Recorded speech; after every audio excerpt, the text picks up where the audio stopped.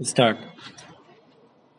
आज़ादी के तुरंत बाद 1948 में भारत के अग्रणी उद्यमी समूह टाटा ने एक एयरलाइंस की शुरुआत की थी। नाम था एयर इंडिया इंटरनेशनल।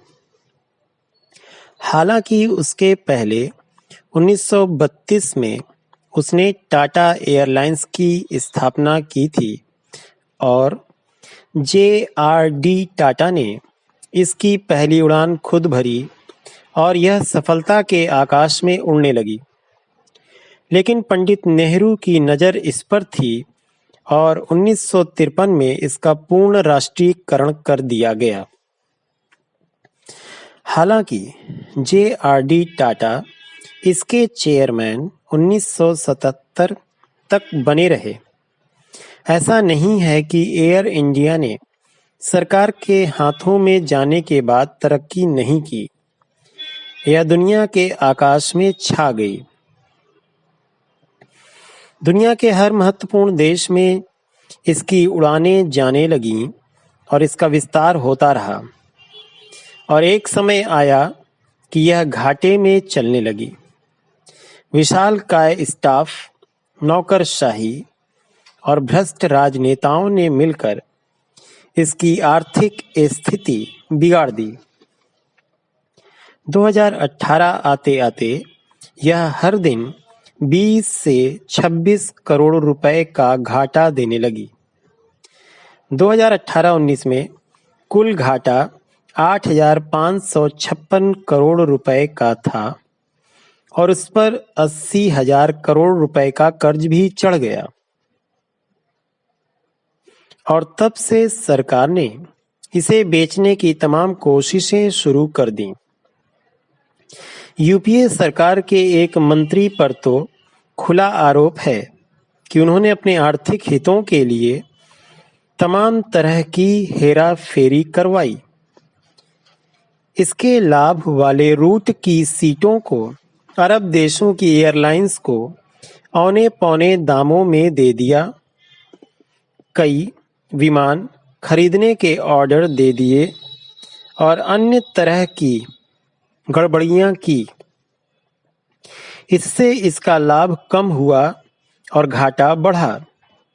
इसके अलावा एयर इंडिया में राजनीतिक आधार पर हमेशा नियुक्तियां होती रहती थीं, जिससे स्टाफ की संख्या बेशुमार हो गई।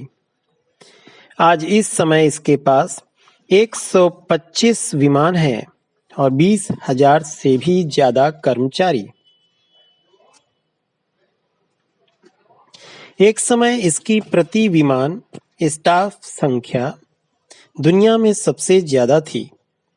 बहरहाल अब इसे खरीदने के इच्छुकों की तादाद कम है और टाटा समूह के अलावा अमेरिका की एक कंपनी तथा एक भारतीय निजी एयरलाइन ने इसमें दिलचस्पी दिखाई है।